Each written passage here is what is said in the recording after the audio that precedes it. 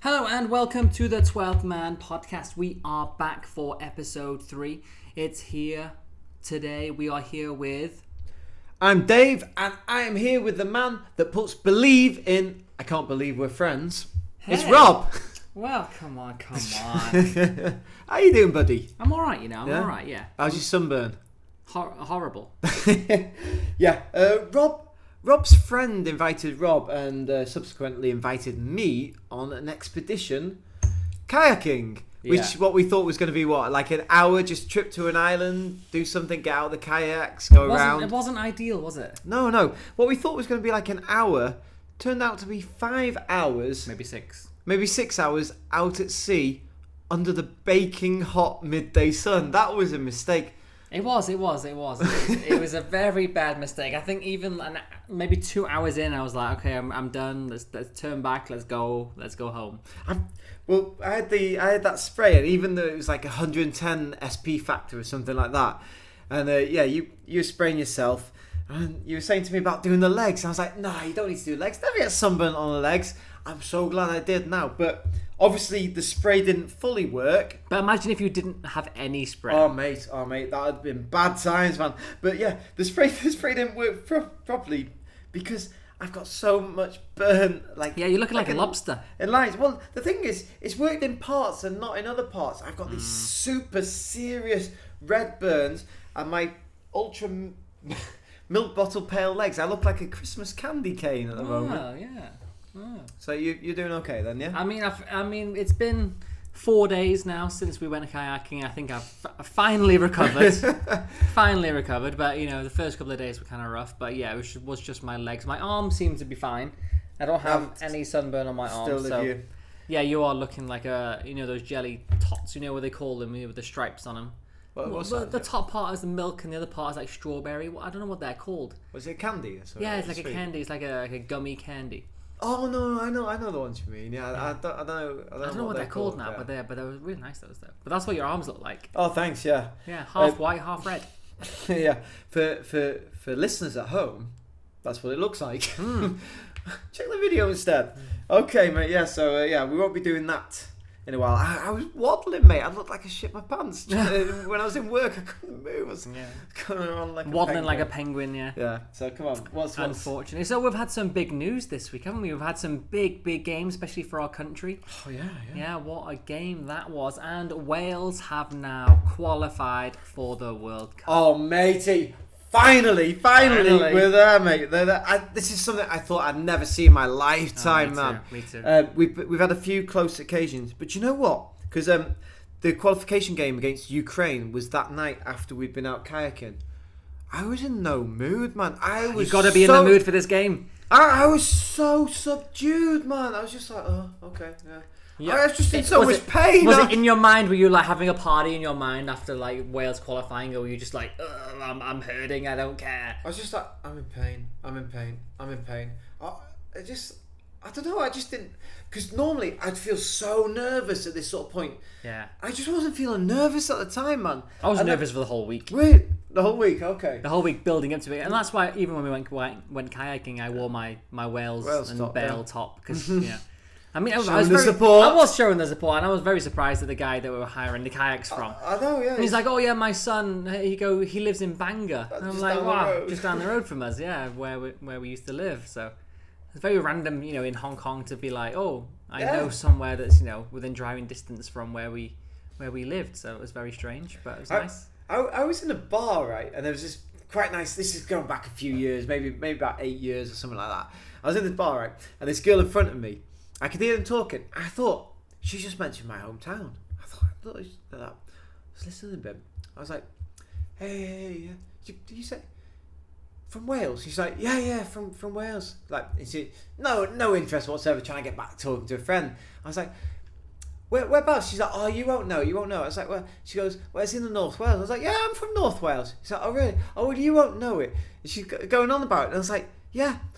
No, I know that. And she said the town, and then she said the street. It's the same street as me. And I was like, I'm from that street. She looked at me like I was a stalker. She's like, what the fuck do you know? She's like, what the fuck, man? I couldn't believe it. I was like, no, I'm from that street. And she was like, look at me like this.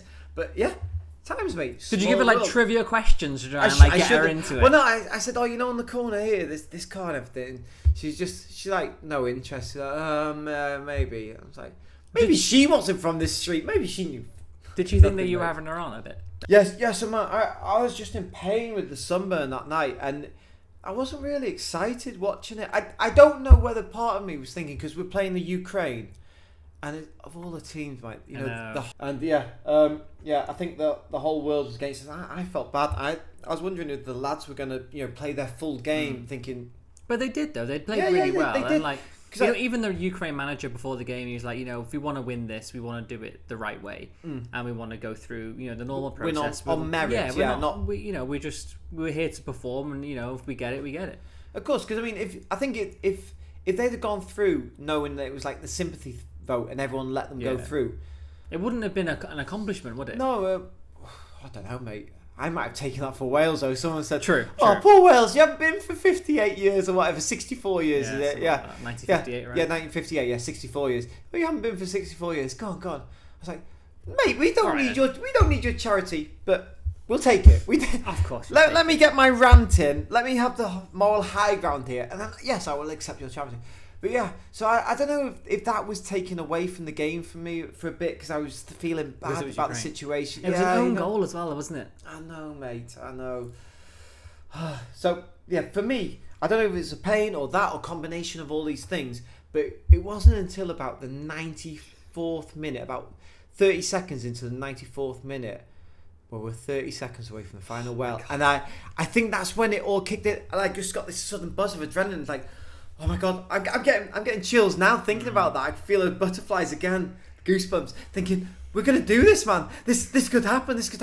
I was like that at half time. Were you? Yeah, half time. As soon as the first half started, I was like, because I hate that. That's the worst part of any football game. If you're ahead in the first half and it's a really important game and you've got to win it, and like you have to wait 45 minutes and you've got to know that your team can defend, and it's really difficult. I've been watching it with Newcastle as well, and the same position when you think that you're gonna defend well, because it's kind of like that mentality thing. Like you go into the first half, you've scored a goal, you're up, and the second half is either you keep going and leave yourself vulnerable at the back, or you end up just going full on defensive mode, and that's kind of what Wales did very well with it. I think we were talking about the match reviews on Wales and Ukraine, but for me, I felt like from the 45th minute to like the 65th minute, I felt like Wales probably could have got two or three more goals, and they didn't really get it. And the Aaron Ramsey chance that we had, that he probably should have put that away. And then there was another one that went across the goal, and Bale should have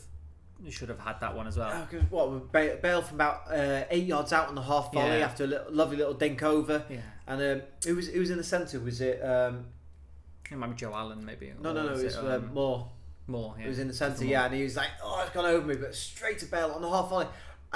You'd put your house on that, man. Yeah, I mean, if he hit it kind of straight out the goal, if any other side, he probably would have scored that. Yeah, well, I mean, you're thinking from that sort of distance, you smack it, as long as it's on target, it's probably worth a shot. It's worth a chance. Well, of course, yeah.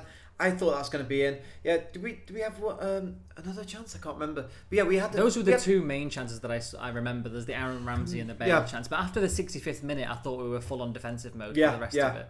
I think the end of the game, it was something like they'd had 24 shots to our 11 or something, and their expected goals was 2.9 to our 1 point something. But I never, during that game, I never felt like, we're really on against the ropes, back against the ropes here. Really? I never really felt that. But then again, I was very subdued, mate, so maybe that's why. I felt like Wayne Hennessy had an amazing game. Oh, he did, mate. He did. That's the best I've seen Wayne Hennessy play. And in fact, afterwards, he said that might have been his best ever game. I think Gareth Bale said that as well. He said the best performance he's seen as a goalkeeper. And for him to say that after, just watching Courtois in the Champions League, I'm like, wow.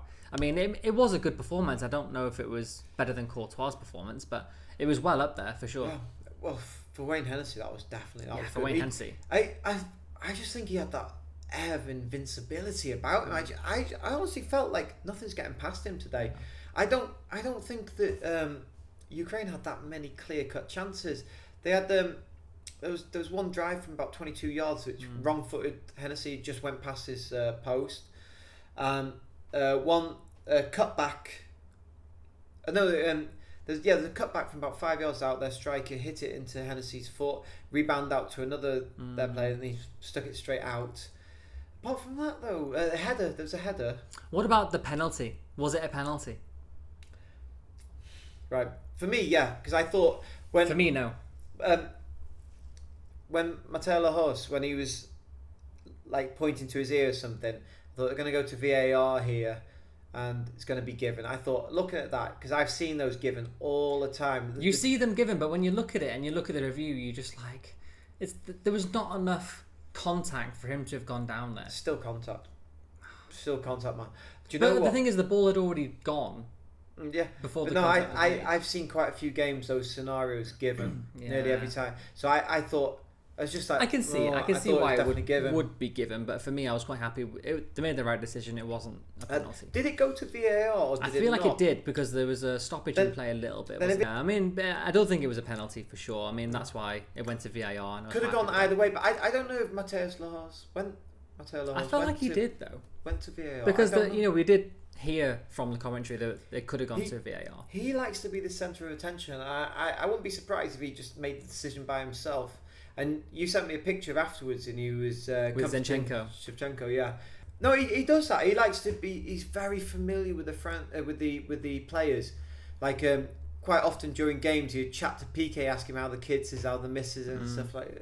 Defending the corner here, mate. Leave me alone. Yeah, but I hate it when Barca have him, man. I hate him reffing any Barca game. I don't mind him actually. I think he's quite a good referee, but I think he's a little bit too harsh at times. So I think that in the Wales game, you look in the second minute, Ramsey got a yellow card, and then Rob Page got a yellow card. I thought, fuck. This is my critique of him, because he's well known to be the most Premier-like of referees.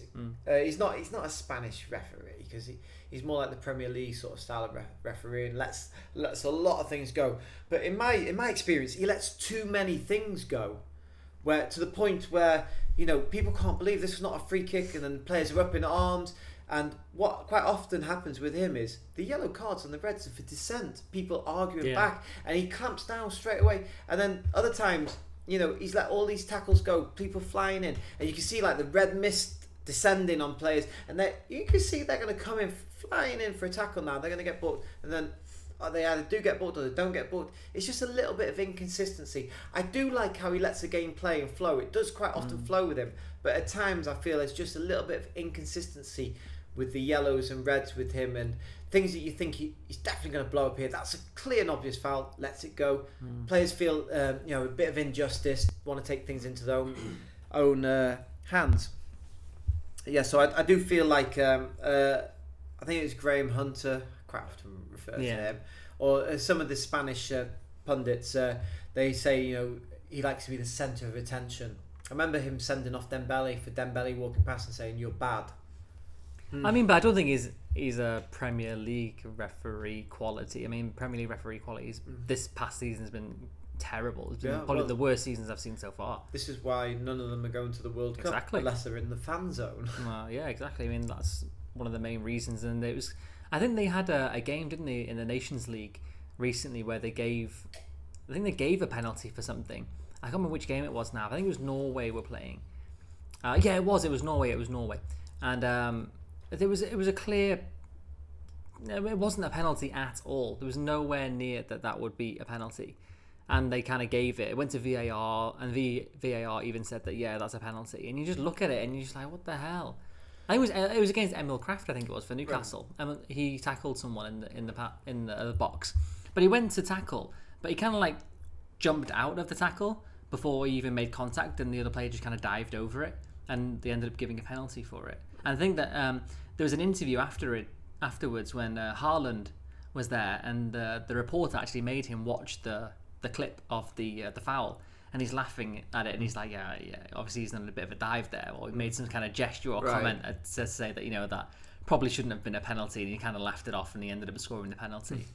So it was quite clear that it was definitely not a penalty, but it's another reason why those referees are not going to the World Cup. What about the the World Cup group now then. So Wales have qualified. We're in the World Cup. We've got Iran, England and USA in our group. Are we going to move further? What do you think? Yeah, we're gonna go over there, mate. We're going to be there, obviously. We're going to be there. Yeah. I know you weren't very excited about the final game, but we're going to be there. Yeah. Now, watching some of the US pundits, or rather the football shows that are based in the US, they seem very confident on the US's ability to progress, saying they're a better team, although they haven't got the star quality like of a Bale, but they're a better team. But I don't know, mate, because I can easily see us finishing fourth or second. You know, it could be. It depends how it is. We've got England as the last game. Yeah, 29th so of November. We open up with the USA. That's a crunch game, man. It could be all done after that first game. That could be the game that decides, makes or breaks it. But what do you reckon? Iran bottom? Oh yeah, Yeah, has to be. I think we'll win. I think we win the two games. I think we win against Iran, and I think we win against USA. I think we'll draw against England, maybe. I think, but that'll be a tough one. You know, England-Wales is always a heated game, isn't it? Regardless of whether it's a World Cup game or not. So even if it's a friendly, you know, it's going to be a hell of a game. It's going to be a heated game, and you know, with these sort of games, form can go out the window. Yeah, it mate. does, It's a one-off. It's 90 odd minutes, isn't it? You know, so anything could happen. But you know, England do have the better quality squad, you know, compared to Wales. You Yeah. know. Or if you look at our Wales squad, a lot of our players are probably lacking experience in top level football. A lot of the players are playing in the Championship, or you know, have either just started to progress in the Premier League, or even if they're in Premier League squads, they're still on the bench. They're not playing as much. Wayne Hennessy, he doesn't play that much. Gareth Bale played not hardly anything for Real Madrid. Yeah, no, man. Yeah. And whether he gets, you know, like we spoke on the last podcast last week, where does he go now? He's not going to retire, so you know we have to think about where he's going to go next. Whether he's going to play top level football, we don't know yet.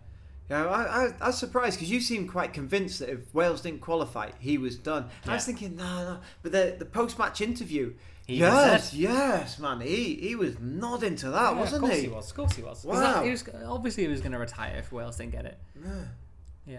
I was very confident in that respect. But I think that now he's got, like I said last week, you know, he could get another 6-month deal now, just to tie him over until January. That's all he needs. Well, I know Getafe have offered him, or rather his agent has spoken to Getafe. Actually, his agent came out and said that, actually, no, we don't know what you're talking about. Really? Yeah, it was just the president of Getafe was saying, you know, we'll give you this, we'll give you that, and because the Getafe president did say like, oh, I've been on the phone to the agent, Bale's agent, and like a couple of hours later, Bale's agent was like, I don't even know who he is, like, I don't even know his phone number. Like, I don't know what you're talking about. Is it one of those prank calls? Yeah, so I don't think Bale's going to go to Getafe, but I don't think he would. Yeah. I don't think he would either. But he'd get game time. Do you think he's done with Spain then? It's definitely a move out of Spain for Bale. I don't know. I mean, he could play in Spain. Well, I don't know whether he would want to though. Whether he would, because he's been playing for Real Madrid, hasn't he? Well, or not playing for Real Madrid, but you know, he's been at that top level squad. Does he want to move down? I loved having Bale at Real Madrid because he gave me this sense of superiority when Wales were playing. I was like, yeah, we've got a Real Madrid player in our team, you know. And I'm sure opposition teams must think about that, you know. Wow, it's an absolute world class player. Yeah. Because I mean, you don't get to be in these teams if you're not world class. True. Yeah. I mean, that could be the case, but I think that now, where does he go? I mean, there's rumours everywhere, isn't there, now of where he's going to go? It could be, I think even Wrexham offered, they offered him, you know, I saw it on Twitter, the owners were tweeting about, I've got some good ideas of where Bale could go and stuff like that. So, I mean, even Cardiff and Swansea, you've got Tottenham, there's lots of places he could go. I saw because I think Wrexham were in the playoff. Was it? Yeah. I saw Ryan Reynolds and who's part Rob something. I don't know. Rob Page. No. So Rob someone. I can't remember. And his missus. Yeah. And they were there at the game and they were cheering on and they were like fanboys. They were jumping up and down. Yeah, of course. Yeah. And then the commentators were saying, "Oh, maybe someone should explain the offside rule to the Americans or something like this." It was a bit, maybe just making a joke, a bit over the top. Because you know what, you can't win, can you? They show no passion. They're like, oh, there's no passion from these owners. Don't care. They're like, oh, they're jumping up and down celebrating goal, which they didn't realise ruled off at the time. Because do you know what? How many times have you been caught up in the moment, not realised that it's been ruled off or something like that? It happens. And thinking you just can't win. At least they've got some passion. I mean, I'm a big Ryan Reynolds fan. I love the guy. I'm so pleased that he's taken over at Wrexham. Yeah, that'd be awesome if Vale moved there. It would be. It'd be nice, wouldn't it? So I think that Wales will definitely go through to the next round. Do you reckon? Yeah, it's touch and go, mate. Touch and go. I think they definitely progress. England will top the group. Wales second. USA third. Iran fourth. You reckon? Yeah. You heard it here first, folks. I think that's definitely what I mean. It's more than Mystic Rob. But I mean, if you're a Wales fan, that's what you've got to dream and hope for, isn't it? You've got to, mate. Don't go into it with pessimism. You know? I mean, see what we did at the Euro 2016, man. Yeah. We went very far in that one, didn't we? I couldn't wait for the third place playoff, and then I was like, oh, where is it? Oh, yeah, the Euros don't do third place playoffs. No. But I do think, I think we'll progress. I don't think we're going to go that far. I think for Wales just to get into a World Cup and just to progress out of the group would be incredible, wouldn't it? Do you know what, mate? Yeah, I'd love that, to progress out of the group, but just to be at the World Cup. I know. How nice is it going to be as well? I'm going to go all out for tickets, man. Yeah, me too. If you've got a ticket, let me know. Yeah, let us know. I can offer you what we've got. Half a sandwich, 2 slices of pizza left. 2 slices of pizza. And a dirty coffee cup. Lovely. Yes. Bargain. Yeah. For us. Yes. Not for them. I see you've got your Newcastle shirts on there. I do have my Newcastle shirts on, yes. But this is, the season that just finished. Yeah. The Newcastle top. So the new one was announced yesterday. Oh, nice. Yeah, but we still have the Fun 88 sponsorship, which I wasn't expecting, but I guess we'll keep it for another season. Right, okay. There are news of Newcastle trying to terminate that deal. Oh, yeah? Yeah, because I think Premier League rules have also put in place some rules against sporting companies on shirts for the next couple of seasons now. I don't know when that comes into force. I think there might be another season or 2 seasons ahead now. Sorry, say that again. What, sporting companies? Betting companies. Betting companies. All right, okay, yeah. Betting companies. Yeah, betting companies are not going to be allowed on sporting shirts. I think even as, Newcastle are owned by the PIF now, and I don't think they're too happy about having a betting company, especially in Saudi Arabia. I don't think that's an ideal, scenario for them to have that as well. So I think that there are talks going ahead to see if we can try and stop for the next season after it. So we'll see. Because I think that if you look at sponsorship deals and money and financial fair play, the amount of money that we need coming in from sponsorships is going to be really important moving forward. Yeah. Especially any money that we get is going to be pushed into transfer markets, new players and training facilities and everything else that the squad needs to progress further. So I think that's what we're kind of looking at moving forward. But I like the new kit. It's not too bad. It's kind of similar. I did like this kit with the buttons on the collar. Yeah, it's different, isn't it? Yeah, this one, whatever it is, whatever kit that I see, if I see buttons on the collar and it's like a proper collar, I'm more attracted to the. I found your kryptonite now. Yeah, you have a shirt with a collar and some buttons. Anything with buttons. He loves buttons. No, but I do find that it looks more attractive, I think. Right. The new kit, I do like, the colours around the neck and the arms and stuff like that. So, I mean, every Newcastle kit is kind of similar. Right, yeah. I mean, if you look at the Tottenham kit that we talked about. Yeah. Jesus, it's kind of the same, isn't it? It's like 98% the same, isn't it? Yeah, I mean, that's what it kind of annoys me a little bit sometimes, where like kits don't really change that much. I mean, the Newcastle kit has changed quite a lot from last season to this season, new season coming in. But the Tottenham kit, my God, that was horrible. You just look at it, it was just white. I even looked at the picture, I was like, yeah, what's different? Well, as a fan, I'd be thinking, why would I want to spend my money on a why are you paying, new kit? Yeah, £60, £70 for a new kit. That looks... Barring one colour line and one colour line here. Yeah, exactly, for the Tottenham kit, yeah. Yeah. And that picture of Harry Kane sat there with the glasses on, with the neon green glasses to match the neon green trim. Oh my God. Yeah, he did not look a happy bunny there, mate. He didn't, did he? No, but yeah, I'm really happy with the Newcastle kit moving forward. I think that the colours are always, the same. The stripes are always the same. I think that the badge on the kit, if you look at this one, it's kind of like it's kind of stuck on. It's not embroidered. embroidered on, whereas the new kit will be embroidery, which is going to be make a big difference. Because you look at this kind of the badge on this one, and it's kind of like the same as the lettering on the names on the stuff. Yeah. So you have to be careful when you end up washing it. Okay. It's one of those things that could end up just like peeling. So one of those things you have to be careful for. So I wanted to ask you, did you see on Twitter? No, I didn't. What happened there? Yeah, there was a bit of an uproar about some comments he made during the game because he'd he'd done anything intentionally, but just when he was referring to the goalkeeper who got injured, the Ukraine goalkeeper, and he said, as you would do, said, "Oh, he's going to try and soldier on," because that's just the term of phrase you'd use, isn't it? I mean, yeah, you've heard that every. Of course, games, right? He's not being disrespectful. I completely believe he didn't mean anything by that, No. And I think he did say, "Oh, sorry, that was a poor choice of words." That should be it. Just get on with it. I don't understand. Yeah, I mean that should be it, right? You just carry on and move on. I mean, you hear that in most games. If someone gets injured, that's just kind of a term of phrase, isn't it? Yeah, of course it is. And the Ukraine manager is also talking about. Who's saying, he's going to have to rally the troops here or something. It's a turn of phrase that you use, isn't it? And speaking about that, actually, right, I watched the Channel 4, in the UK, the Channel 4 coverage of the England games, and there's been a lot of backlash against that kind of stuff. They were saying that it's too woke and it's all about political, talking, in the middle of the games or half time or the end of the games. Yeah.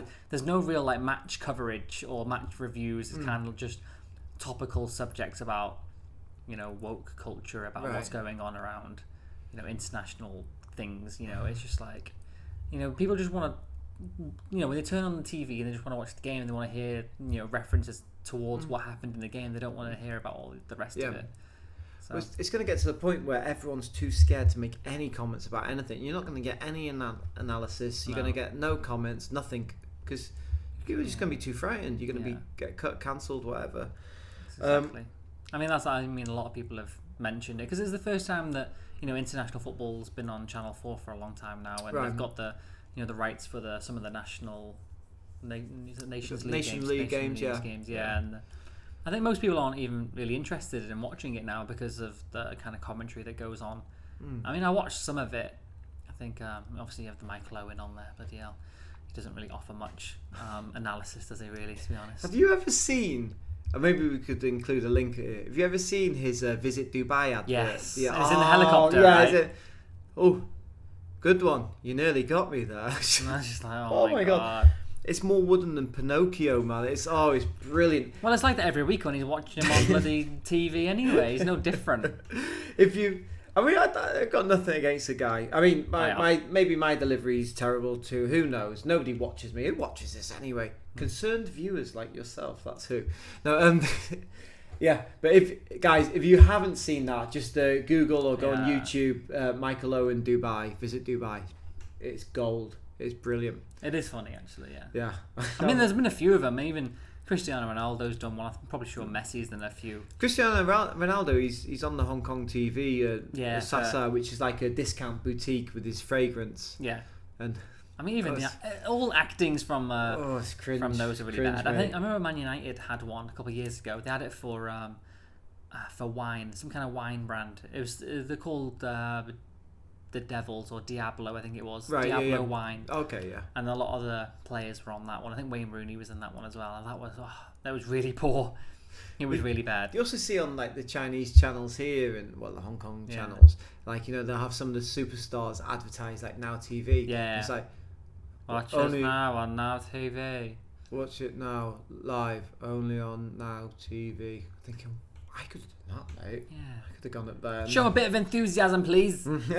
But to be fair, though, those players probably stood there in that green screen room with like 20 different scripts. Can you say this channel now? Can you say this channel now? Oh, maybe, maybe. And then, sometimes they ask them to do like one word or two words in Chinese, and like, oh no, you haven't got that right. Try again. Maybe if they keep on saying like, say it again. Say it again. I tell you what, one of my favourite TV adverts was Turkish Airlines one. They always have really good adverts, actually. I remember years ago, maybe like about 05, 06 maybe, and Poyle was there. And as he's going down the street, he comes out of a house door, walking down the street, and a woman at the top opens the windows and knocks a plant pot off, and it's coming down. I think it's going to land on a kid or a dog or something like that, and Poyle jumps through the air and headbutts the plant pot and smashes it. And my mate turned to me, he goes, I'd imagine Poyle doing something like that. I was like, yeah, do you know what? That probably is what he'd do. He'd run through a brick wall, this guy. Yeah. That's what I think Barca miss in these years. This is what I like about Araujo, because he's sort of in that sort of mould where nothing will pass. You shall not pass, and he puts his body on the line. That strength, I like that. I see a bit of that in him, that leadership as well. So hopefully, hopefully it continues. Well, from my point of view, not for your standpoint. I guess not. So what about the new Barcelona kit? Yeah, it's a new kit. The new home kit. What about it? Do you like it? Yeah. Buy the new Barcelona kit. What you sound like? Available. I could get the job. I was good, wasn't I? That was like Ansu Fati. That one. That was good. Amazing. Yeah. No. The new Barcelona kit. Well, this year is the 30th anniversary of the Olympic Games in Barcelona. Barcelona 1992. And viewers, listeners, people with dogs and cats and iPads at home watching us, if you were lucky enough to see those games, and what a fantastic games they were. I was born in 92. I'm not going to see those games. Your mum and dad should have taken you over there. They lifted you up. Watch this. Yeah. What a fantastic game. And, the soundtrack was Freddie Mercury and the Catalonian soprano. That sounds good. I can't remember her name. Doesn't matter. Yeah. Can't remember her name now, but yeah, the soundtrack, the Barcelona soundtrack, it's iconic, mate. Sends chills down your spine. What a great song. So those games it was an amazing time for Barcelona, because it opened up Barcelona to the world, and the world came to Barcelona. So socially and culturally, it changed the lives of the residents of Barcelona. And the new kit is it's a red stripe with alternating navy and blue stripes, and these two different shades of stripes are meant to represent the new connection to the sea and the incoming light from the infrastructure and the new green spaces that were built in and around Barcelona during the time leading up to the Olympics. So at the seafront they've got the Port Olympic and the Villa Olímpica, and so these were newly built there, and they connected the town of Barcelona, the city of Barcelona, to the sea. So this is what like one of the blue stripes is meant to represent. But when you always those colours? I don't see how. Not the two tones of okay. Blue, I guess. Although saying that though, this if you've seen the Barcelona kit of 2003. Classic kit with you got Ronaldinho there. Yes, this era. Yeah, if you have a look at that, you got Xavi, you got Marquez, Puyol wearing this kit, mate. Check it out. It does remind me a bit of this kit now.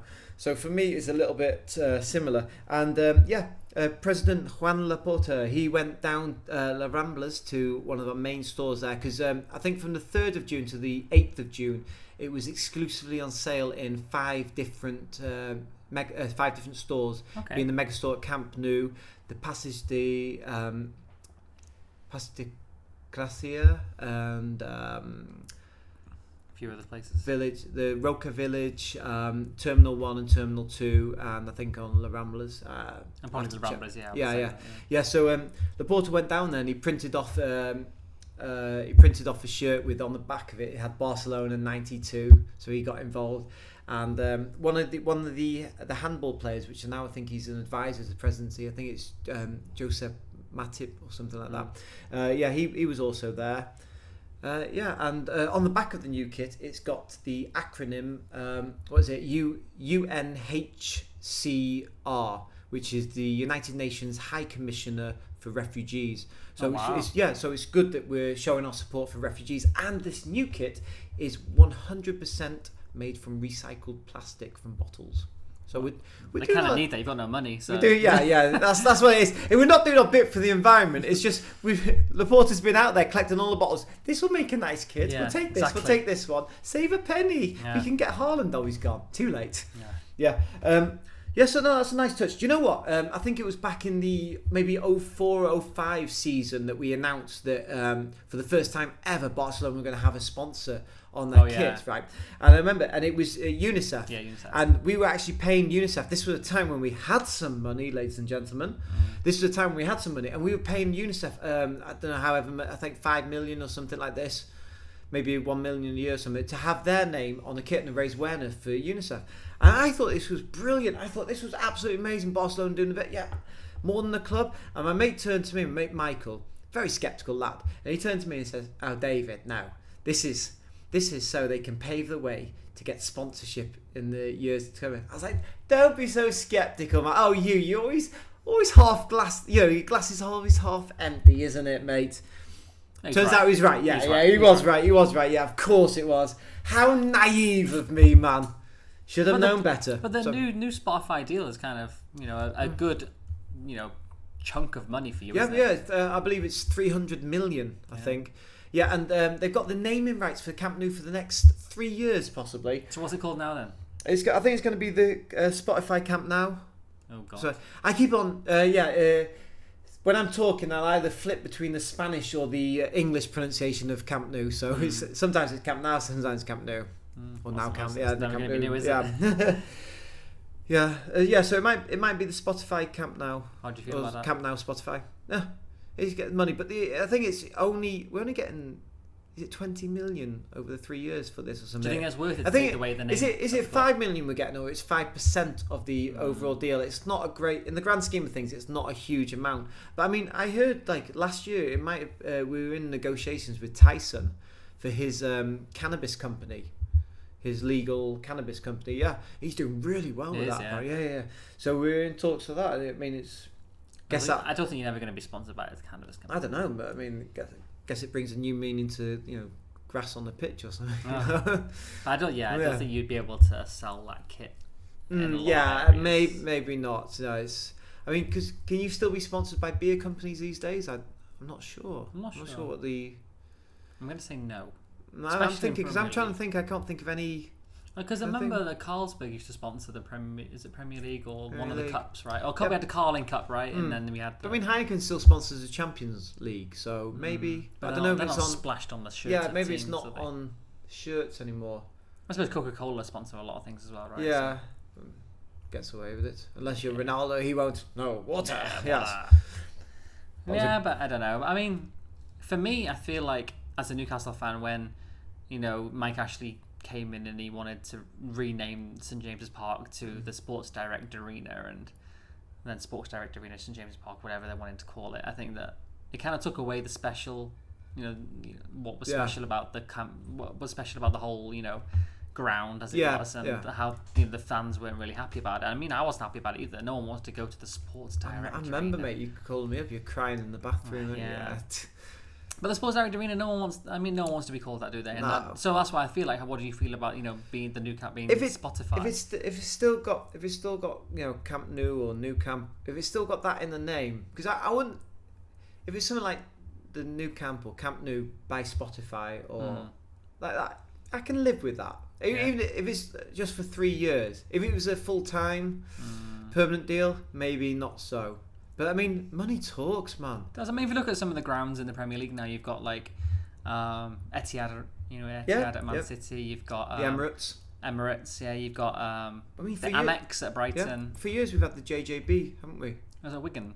I think so. Yeah. Yeah, I think that's Wigan. Were they always JJB? I don't know. I'm not sure, but I know they definitely were Wigan at one point, weren't they? Or Bolton. What was it? Bolton? Bolton had one as well. Yeah, didn't they? Yeah, sorry. Yeah, one of them. Yeah, so we've had a lot of stadiums that have been renamed into different things now, or branded, right? Yeah, because money talks, mate. And in this day and age, Allianz Arena. Yeah, whoever's got the most money. Yeah. Yeah, I mean, for me, the best players. I don't know because we know Newcastle are looking for new sponsors now, and I would hope that the ground is not included in that, right? Because I don't really want St James's Park to be renamed anything else. Especially if it's going to be like a Saudi company. I don't want it to be the Aramco Stadium or like Aramco by St James's Park or whoever it's going to be in the future. I think that the club or the ground is named that for a reason. What is it? Aramco? Is it? Well, Aramco could be one of the sponsors. Oh, right? okay. Oh, for example, no. Yeah, what about if it was like St James Aramco? still wouldn't like it. No, but that'd be better than just completely changing the it, wouldn't Aramco it? Stadium. Yeah. I mean, whenever you look at sponsorship deals now, and whenever these big clubs want to get around financial fair play in order to get more sponsorship money, and you have to give up a lot of things, don't you? You give away the shirt, and you give away the training grounds, and you give away the the stadium naming rights, and there's a lot of things that could be up for grabs. And so I think that you have to kind of be careful when you're kind of choosing the right sponsor. But you're right, money does talk, and it just depends on who you're gonna bring into your club, isn't it, really, at the end of the day? But if you're gonna bring in a lot of money and you end up signing a superstar player, is it one of those things where you're like, all right then? You might protest for a little bit, but then you're like, oh, actually, we've got him. Yes. Yeah, it's kind of difficult, isn't it? Yeah. So, mate, anyone coming to you? Any new... Yeah, well, actually, yesterday we had our first summer signing. Oh, aye? Yeah, we had Matt Targett has signed a new 4-year deal. We had him on loan starting in January. Right. So amazing. He's done really, really well for those 6-month period or however long he came in for, and he's fully deserved. We looked at a few other options. I think that in the interview at Newcastle, he did say that before the Burnley game, the last game of the season, Eddie Howe kind of took him to the side and was like, what, we really want to keep you, we want to sign you, so we'll just we'll wait and see and get the deal sorted. And even Matt Targett in the interview after he'd signed, he was like, Eddie Howe kind of pulled me aside. He said, we're going to sign me. And then it kind of went quiet for a long time. So if you think about it, Matt Targett sat at home like, oh, God, what's happening now? And obviously there's a lot of rumours we were going in for Atletico's Lodi, But I think that we were definitely priced out of that deal. I think that, we probably would have gone ahead with Lodi if we had the opportunity. But bringing in Matt Targett was one of the deals that I was really happy with. He's proven himself in the Premier League. Yeah, proven Premier League, yeah. He's proven himself in the Newcastle squad as well, really tightened that back line up. And I think that, him going into that, the back line now for the next season and for the next couple of years now is going to be great. Is he your first choice centre-back then, do you reckon? It won't be centre-back, it'll be on the wing, I think. Oh, right. Yeah, so we'll have, the back four will definitely be Kieran Trippier on one side and, Matt Targett on the other side. Right. Dan Burn in the middle, and we're still looking at who can partner Dan Burn in the middle still. So that's one of the other positions that we're looking for. But I think that for Matt Targett, he's still like a young lad, and he has those aspirations to get into the England squad again, or not even been into the England squad. He wants to get into the England squad. He looks at Trippier on the other side and if he can do it, I'd definitely do it as well. Trippier played for England in the Nations League, and he's the first player from Newcastle for like 5, 6, 7 years now. Oh, aye. That to make it to the squad. Make it to the England squad. Yeah, Oh, you look at some of the players that we've had who've definitely been knocking on the door to get to an England call up, and he was the first one. So, I think that for Matt Targett, it's a good ambition for him to play well. He could even make it to the World Cup squad. You never know. You never know, mate. Yeah, get your head down, play well, exactly. See where it goes. Yeah.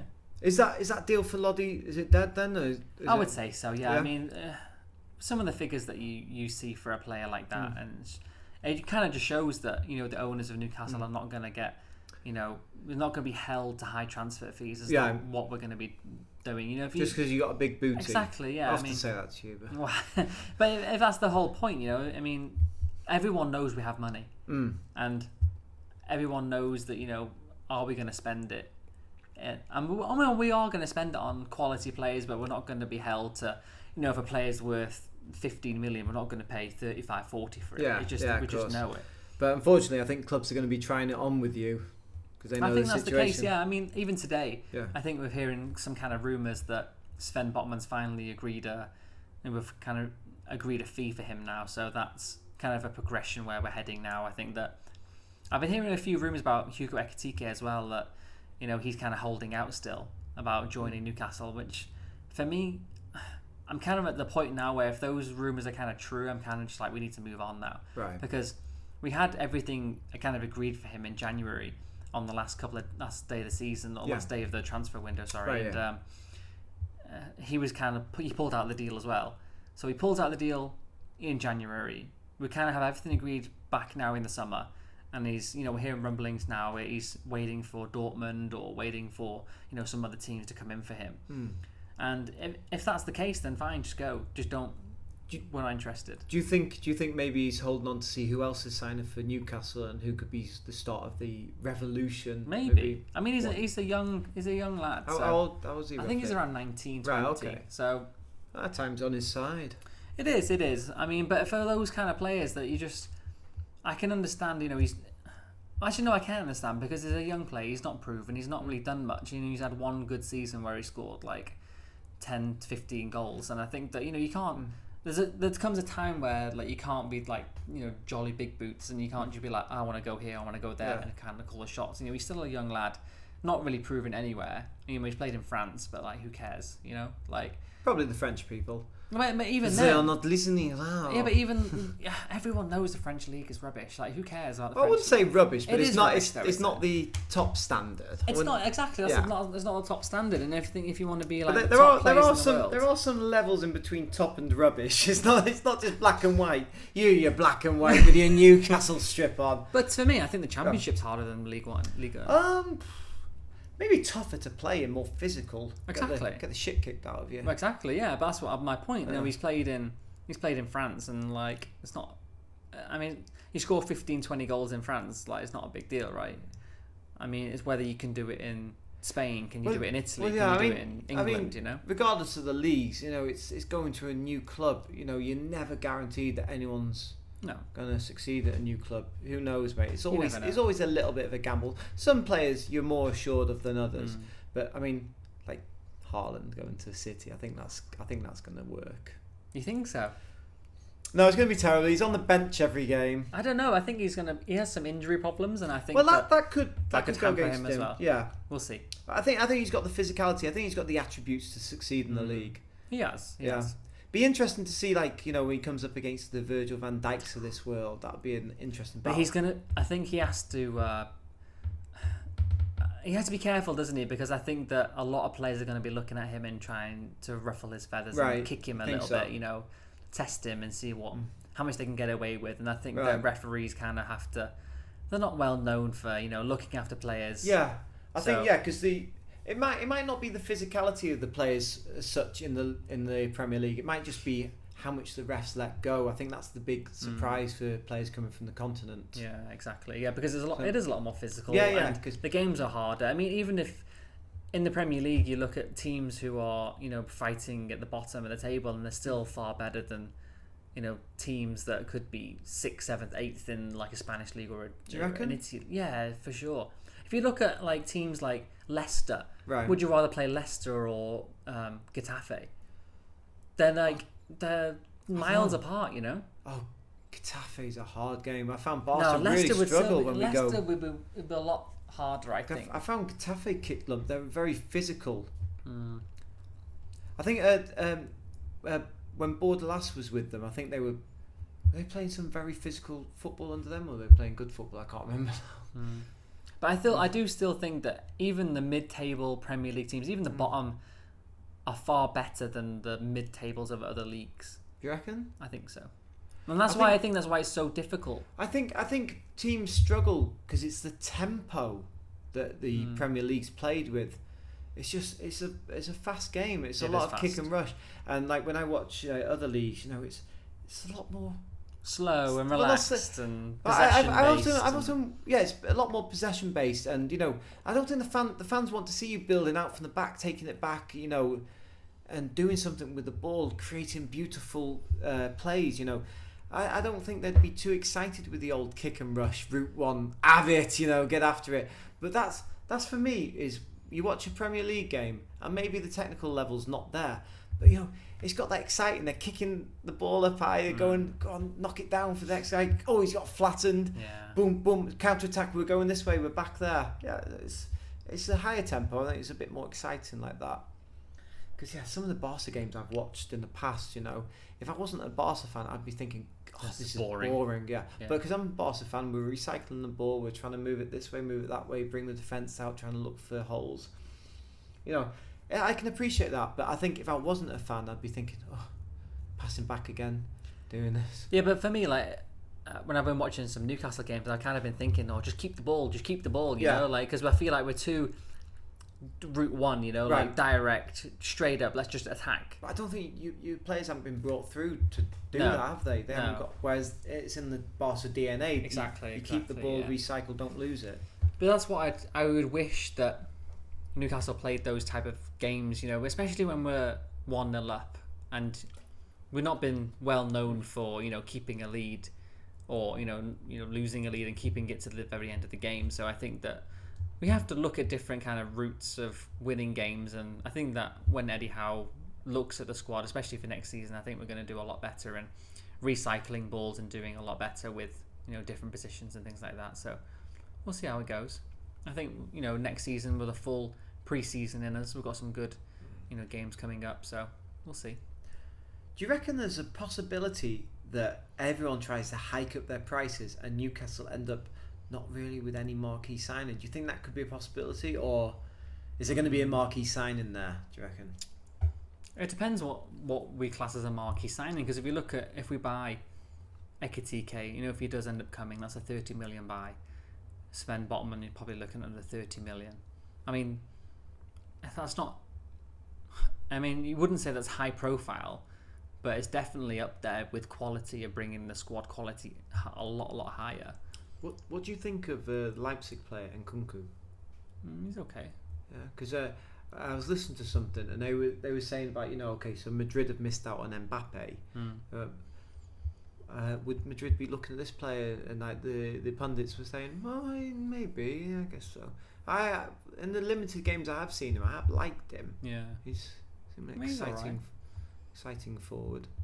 There's a lot of exciting forwards forward, isn't there? Now, I mean, Diaby at Bayer Leverkusen is another one that could be signed by Newcastle as well, but that's going to cost 50-odd million. It's a lot of money. So it depends. I mean, it depends what you think of as a high-profile kind of player. I mean, for me, getting Sven Botman and just shoring up that back line now, I think he's the last piece of the puzzle for our defensive line. If you look at it as the whole team as like a jigsaw, I think we do need to bring in Dean Henderson as a goalkeeper. I mean, I'm really happy with Dubravka, but I think that Dan Ashworth has come in now. He got Premier League approval now. He started his sporting director role last week. So his first deal was to get Mark targeted straight away. Right. Apparently he's pulled out of the Dean Henderson deal to get that one through. Okay. So I don't know what happened there, so we'll see. But in the games that I've watched with you, Dubravka, he seems good. Decent. Yeah, really good, He is good, but he's getting on a bit now, isn't he? Is he? He's 32, 33 now, yeah. I thought he was younger than that, No, but he seems decent enough. Yeah. Never Getting know. in Henderson. Dean Henderson. Dean Henderson, yeah, mate. That'd be a good sign. 25. Yeah. Because, I mean, is he still playing backup at United? Yeah, he plays backup at United, yeah. I mean, it's going to be hard to displace De Gea, though. I don't know. From the comments from the Spain national manager, I don't know about that. Yeah? Yeah, he said he's not playing as well. I thought he's bailed United out of some... He has, but he's hardly had any clean sheets this year. Is that his fault? I mean, with that defence, you'd probably say not. Could be. What's next on the agenda, Mr. Rob? Let's have a look. What about Barcelona transfer targets? What's going on there? Yeah, so Barca, mate. Oh God, Frankie could be out the door. I think so. We could be saying so long to De Jong. Which one? Well, I think both of them, maybe. Yeah, I think both of them. Yeah, I'd be sad to see both of them go, actually. But Frankie, man, I love Frankie. I love him in midfield. I think he runs the game, and no one, as far as I can think, no one comes with those late runs into the box like Frankie does. No one else. I mean, maybe Gavi, maybe Pedri to some extent, but definitely not as much as Frankie. But yeah, United have tabled their first serious offer, I believe. Oh, they have? Yeah, I believe 60 million. Cheap? I think a little bit, considering what we paid for Frankie. How much did you pay? I didn't pay anything. Well, not you personally. Yes, it came out of my piggy bank. No, I believe it was over 70, wasn't it? 80 maybe, something around. Not bad. 75 maybe. Yeah, so I think it's 60 million plus 20 million in variables. Not bad. But would you be sad to Ten see Hag him go needs then? to. Yeah, I'd be sad to see him go. Ten Hag needs to convince Frankie of the sporting project there. I think though it'd be easier to convince him about Man United's project rather than a Barca project, don't you think? Man United are not in the Champions League next year. Would Frankie want to go? I think Barca are going in the right area. They're going in the right direction, but it's just the finances, mate, that might absolutely cripple us now. Are you still waiting to sign some players on contract deals, right? Yeah, well, I think Sergio Roberto, he's agreed a new contract at 50% wage cut. So that why would he do that? I think he's out of contract next season. I mean, is it this season? Surely he can find another club though, right? I don't know. Maybe, well, I mean, he's a club captain. He's the fourth one in line. Yeah, maybe he wants to stay, but I mean, he's not played that much. I didn't think Xavi fancied him. I don't know. Maybe he dresses well and he does fancy him now. Who knows? Maybe. Who knows? So yeah. So I mean, that would help us a bit, because I think it might be like the same money but just spread over a longer period, which is what they've done with Titi and a few others, or it might be an actual 50% pay cut. But anyway, if that goes through, that does help us. But I do like Sergio Roberto, because I've seen him in the past. He's quite versatile, and he's not pacey, but he can break the lines running with the ball from deep. Kind of like how De Bruyne can do that as well. Obviously not quite the level of De Bruyne, but I remember that game against you a few seasons back where Messi scored in the 93rd minute. He held his shirt at that. That started with Roberto getting the ball in our final third. I think maybe a 1-2 or something, and just dribble out with it. And Marcelo, just before the halfway line, had a chance to drag him down, but let him go. And then that's what happened. Eh? Wow. Yeah. So no, he can do that. He can run from deep with the ball. Keep the ball quite well. So he starts a lot of attacks like that. But I do like that. He's quite versatile. Lewandowski. What do you think? Are you gonna get him? Oh, I would like him, man. Oh, he's guarantees goals, I feel like, mate. He's a goal machine. He is a goal machine, but I feel like after all the comments that he's made now at Bayern, I feel like if this deal doesn't go through, that's gonna leave proper sour grapes at home. Yeah, he's done, mate. He's burned his bridges, man. I don't think he should have done that. Well, what do you think's happened behind the scene? It can't just be the pursuit of Haaland. It's got to be something else there, because he's talking about loyalties and trust being broken. I think it's got to be a point where you must have had last season, before the season started, you must have had some kind of talk about let me go at the end of this season, or let me go now, and they've kind of convinced him, okay, give me one more season out of you and then we'll let you go. And I feel like the season's ended now, and he wants to leave, and now they're saying that breaking their promise of letting him go, maybe. Because there's definitely a drain of quality from the German league, and I think Bayern the last season and a half, season 2, step backwards, mate. Because the year they spanked us 8-2, I thought we were lucky to get away with 8-2, and they just looked phenomenal that year. Obviously they won the final against PSG, and then the next year you thought they were going to be there or thereabouts, and if you think about it now, you lose Haaland, you lose Lewandowski. There's not much left in the German league. Sancho went the season before to United. Leroy Sané, Leroy Sané, he's at Bayern, right? Yeah, he might be. It might be just be rumours, but I read a headline that he could be wanting out. So I don't know. Maybe things aren't right at Bayern. Maybe. Kind of sounds like it, doesn't it? Yeah. There's a lot of stuff going on because I read the headline that there's three different things. That Lewandowski's not happy with Bayern's active pursuit of Haaland. Obviously, showing that he's no longer the future. He's no longer going to be the main man for Bayern, because you don't bring in Haaland and then have him sitting on the bench as an understudy. He's going to be your main man, really. So maybe there's that. I've also read that it's their transfer policy that bringing the players in, they haven't brought any decent players in, and it doesn't look like they're going to be bringing any fresh faces in that can help them challenge. Are they out of money? I don't know, mate. I don't know. Or maybe they're just trying to preserve money, I guess. I don't know. Because, if you look in the German league, you think about their ticket sales, they're all kind of low. Right. Because they do that very well. They look after the fans, don't they? Right, Stuff. So maybe they're just losing money. Not losing money, but not as affluent as other clubs that are around different leagues. Maybe so. Know.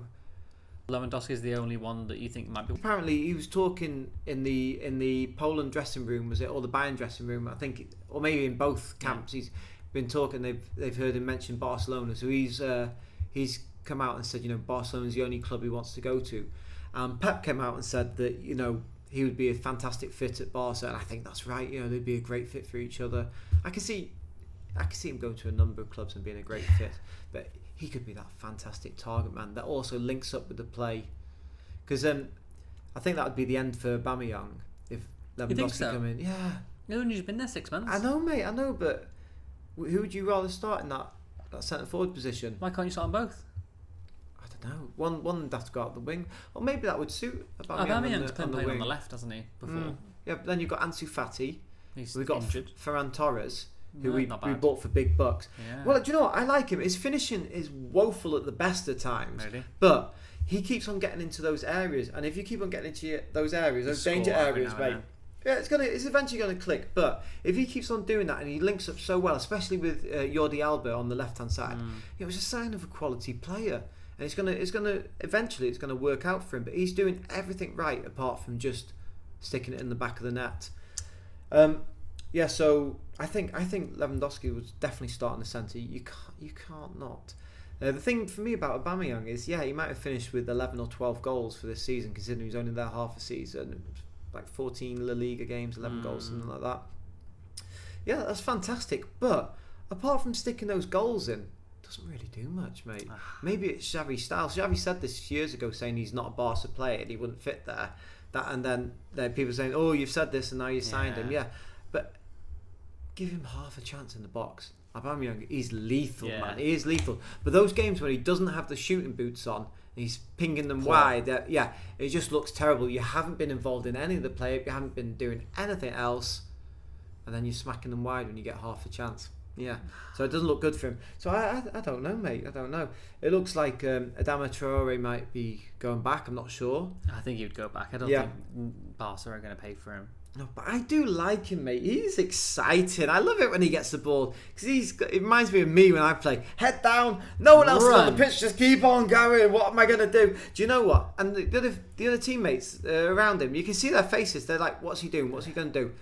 That's kind of the joy of it as well sometimes. For the fans as well, isn't it? They're like, what's he going to do now? They don't know what he's going to do. The fans he doesn't know what he's doing. You ruined my line, mate. That was my line. Yeah, he doesn't know what he's going to do. Yeah. And it's a frustrating. Sometimes he's just going down blind alleys and gets lost. But also the same thing is, sometimes he knocks it past the players and it looks like it's beyond him.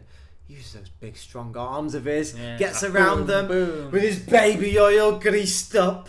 Yeah.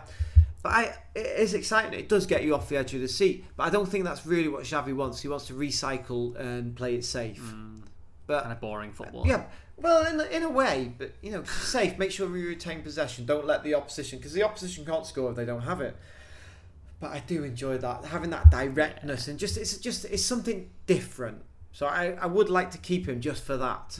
And I do believe he was on 15k a week with us, which is cheap. That it's fantastic. Was it you or James was telling me that maybe Wolves are paying the bull? Yeah, I think Wolves probably paying the bull. But the fact that he's willing to come here and it's not about the money. He just wants to be back at Barca. You've got to admire that. And oh God, I hope he could stay. But I understand the situation is what it is. But saying that, maybe another speedy winger might be on his way out. Dembele. Yeah, all the problems. He might be off to London and to Chelsea. So all these problems, mate, they might just be water under the Stamford Bridge. Yeah, that's terrible, isn't it? Yeah, it was terrible. Yeah, I'm getting my coat. Go on, get out. I didn't bring a coat. It's too hot for coats here. But I don't think he'd do well in the Premier League. I don't. Well, the thing is that well. Tuchel, he doesn't play really with anyone. Wingers. Well, he's got a system. He plays with the wing back. So you've got Ben Chilwell and you've got Reece James. Yeah. Or Jesse Rames, as I was going to call Reece James. Yeah, you got Reece James. So I mean, what would happen for Dembele? Do Chelsea actually play with wingers, or is it just a place where you're just on the bench? It's a land where wingers were forgot. Yeah, pretty much. Yeah. Yeah, I mean, he'd probably be in the treatment room. Yeah, I mean, there's quite a lot of that at Barcelona. Isn't there? Well, I mean, when Xavi came in, he wanted to introduce some professionalism back to the training, back to the club itself. And I think he changed all the staff, the medical staff, Because I mean, we were just having a lot of players with knee injuries, very similar injuries, and Dembele, a lot of reoccurring injuries as well. So I think in the last few months, Dembele's been injury free, and he's got into a decent run. And you've seen the form he's hit when he's like that. But I think up until maybe like the midpoint of the season, I think he has missed 80 games over 4 seasons. That's a lot, isn't it? That's like 2 seasons, isn't it? It's nearly 50% of games. That is crazy, man. That is unreal. So yeah, I mean, why would you want to re-sign him? Well, he's a talented kid, mate. He's not a kid anymore. 24. So still pretty young, isn't he? Well, he is young, but you'd be thinking he'd be reaching that time in his life where he can make the correct decisions. Yeah, you'd be thinking he can make the correct decisions. He can do the right thing at the right time. He can get that right end product, and he doesn't always do that. With him, it's like roll the dice or spin the wheel or whatever. It's he can easily smash it in the top bin from like 25 yards. Absolute rocket, and you're like, whoa, where did that come from? That wasn't on. Boom, this guy. And then he can easily, you sat up in the nosebleed sections there. You're in danger of being smacked from a Dembele shot. It kind of sounds like Marcus Alonso. He does exactly the same. Does he do the same? Yeah, for Real Madrid, exactly the same. Like he'll just smack it with his left Marcus foot. Alonso. Wait, Asensio? Do you mean? Asensio, sorry, Asensio. Yeah, he does exactly the same. Just like you'll hit it with his left foot, and he's like, wow. Where did that come from? But then the rest of the game, you don't even see him. He's like, where is he? Is he on the pitch? Is he playing? So, I mean... Because I remember going to... When Valverde took over, Neymar just left. I remember going to the Super Cup game, and I think you'd already... I think you beat us 3-1 maybe, and Asensio scored a golazzo there. And I was just like, wow, this kid looks good. I think you'd signed him, 4 million from Mallorca? Was it? Yeah, and it's steal. But... I think that's all he does. He just sticks these world-class shots in, mate. He sticks them in. I don't think he does anything else. He either misses it or it's an absolute belter. There's no forward play. There's no collecting the ball and running with the ball. There's no crossing of the ball. It's just, if I get the ball on the edge of the box, I'll have a go. Yeah. And it might go in. I think that's very much a policy of Real Madrid, specifically under... Zidane. I think it was a shoot on sight policy. Yeah, and you have a lot of shots from around the area. That's something we don't do in Barca. It annoys me. It annoys me in a way, because I think we want to get more shots on targets. Because you're not going to win unless you buy a ticket, are exactly. You?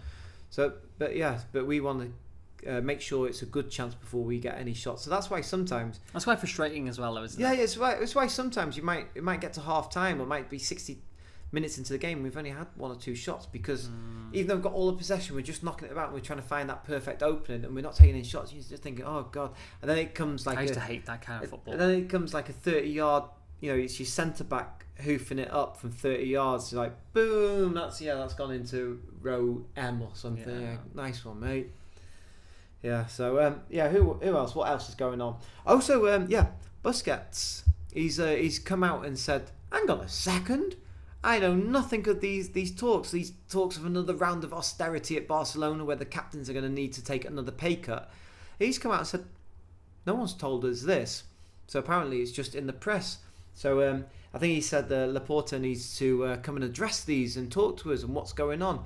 Because I think the captains have categorically stated, heck no, we've already taken 2 pay cuts. We're not going to do this again. Fair enough. Yeah, I wouldn't want to take a pay cut for my job, especially 3 times in a row. I know, mate. I know. Barcelona promise a certain Mo Salah that next year you can walk like an Egyptian straight into our club for free. So big signing on bonus, I'm sure. Well, yeah, of course it would be, mate. Yeah, because I mean, apparently he said to sources that are close to him, people that I don't know. He said that he's made a U-turn in his decision after coming out and saying that he would stay at Liverpool. But he said that in lots of press conferences. It's been like 6 months now where like, people have asked him about his contract, and he's like, "I'm just waiting for Liverpool. I'm just waiting to see what they say. I'm waiting for them." And like, obviously, there's something that they're trying to negotiate that's just still not what Salah's looking for. Well, I think it's because Salah, obviously, you're one of the favourites for the Ballon d'Or, so you'd probably want your wages to reflect that, wouldn't you? Yeah, I think Liverpool have a wage structure. Yeah, FSG have a strict wage structure, and then I don't think they're going to bend those rules for anyone. So it might see Salah and Mane. Well, Mane's thinking about going to Bayern, right? Yeah. Bayern have put a 30 million offer in. It's been rejected yesterday. Oh, was it rejected? Yeah, it was rejected yesterday. Well, they initially came in a couple of days ago, didn't they, with a 15 million offer. Right. And obviously, come on, man. You're better than that. Liverpool was like, no. And then yesterday, they put in another offer of 30 million, which was also rejected. I mean, if you look at Mane, it's got to be worth 50, 60. Well, is he also 1 year left on his contract? I believe so. Yeah, and he's 30, 31. I'm not sure, maybe. About that. So, yeah, still a bit more than 30. He's a world-class player, man. So, I mean, yeah, but I think that's what Liverpool are looking to do now, get rid of someone in the forward positions. They have way too many players in the forward positions now. Because it's so interchangeable. You take one player out, you've got another absolute world class, which is good. Yeah, but also you have like an aging front forward now, so that's why I think they're trying to go for Darwin Núñez as well, aren't they, from Benfica? Yep. That's a big money buy though, 80 million odd. 80 million, 80, yeah, for someone like him. Wow, but he looked fantastic in the group stages against us. Oh yeah, mate, this guy ticks all the boxes, mate. He looks like he's got the all the attributes to succeed. And Liverpool, they make some fantastic signings, mate. They do. I mean, they have a good transfer network, don't they? So. Yeah, they signed Diaz from Porto, the Colombian. He settled in straight away, and he looked a fantastic buy. He has. Hey, tell you what, mate. Sergio Aguero was spotted playing football in a Barca shirt recently. I did see that. Yeah. Some five-a-side games, and he was in a Barcelona vest top, wasn't he? I did see that. Yeah, I did see that. I just saw the headline. I didn't see the actual thing. What kind of fan are you? Plastic fan, mate. Got too much going on in my life. Yeah, I did see the game. I might have seen the game. I obviously didn't see the five-a-side game, but I did see him in that top. I thought you were there in the stadium. I'm surprised that he's out running again, though. Yeah? He had that heart condition, didn't he? Well, I think they said 6 months, wasn't it? Not to do anything for 6 months. It must be about 6 months now. What, and your heart problem just magically disappears, or what? Well, I think maybe I'm sure he's going to be having follow-ups going along. They might have said, you can start doing some gentle exercise and whatnot. Five-side football, gentle. Well, maybe. No, I mean you play. That's different, mate. Sergio doesn't know how we play, mate. Yeah. Barca are eyeing a £40 million or €40 million. Sorry, Gerard Moreno as a replacement. Should we not be able to get Lewandowski? Moreno, that name sounds familiar. Yeah. Used former Espanyol. I think he's at Villarreal now. Forward, Spanish national, decent player, very decent. Fiery. Doesn't have the best of relationships with Gerard Piqué. Oh dear. Yeah. I mean, I can't see him wanting to come to Barca, being a former Espanyol player. No, I don't think he is. I think probably Piqué is rubbing a few people up the wrong way, isn't he? Yeah, including Gavi's mum. Well, yeah. Well, I mean, there's keeping it in the team and team building. Yeah, that's taking it to a new level. But apparently, those rumours were unfounded. Yeah, I don't know. Yeah. Sources close to Piqué have come out and said that they've categorically denied any infidelity on his part. Why hasn't Gavi come out and said anything? I think it's quite widespread now that it wasn't Gavi's mum. How did that even come out though? I don't know. I think it was because he's been partying quite a bit with Ricky Puig. Okay. So I think it's. What's that got to do with his mum? No, I think it's a lady friend or friend or relative maybe of Ricky's Puig. I don't know. But yeah, they've had. I think for the last few years they've had meant to be an open relationship. Oh really? Yeah. And did you catch the Gary Neville interview with Piqué? I watched bits of it. Yeah. If you haven't caught that, I highly recommend it. Fantastic. Yeah, and so Piqué been together with Shakira for 11 or 12 years, depending on what sources you look at. Not married, but it's. I knew they weren't married. It's how Shakira wants it. That's what she wants. But I mean, I've read a few conflicting stories here. So it was apparently it was her decision, her unilateral decision, that wanted to announce this split up, and it surprised Piqué. But they've jointly announced it. Why would it surprise Piqué? I don't think. If you live with a girl, right? Well, no, that's the thing though. Apparently, he's been living in his own apartment. Why? Obviously things aren't that rosy. Well, you can't be surprised that they're breaking up then. Well, maybe he thought things are getting better, but then I think Shakira's not happy with PK, what he's been doing, but then it looks like PK's not happy that Shakira's not committing to. I don't know, mate. You know, so many rumours, so many rumours, and it's conflicting, and they've had an open relationship. It's never solid foundation, is it, for any relationship? That, mate. It's not, is it? It's yeah. not. So they've parted ways. But they were seen together recently at a sporting event for one of their sons' baseball tournament. Game, yeah. So I think they've had an open relationship for a while, but present a united front in public. And fair enough. They've promised to do what's best for the kids. Fair enough. Yeah, and that's how it should be, mate. That's how it should be. Thank you so much if you've been watching us on YouTube or if you've been listening to us, thank you so much. Don't forget to like and subscribe.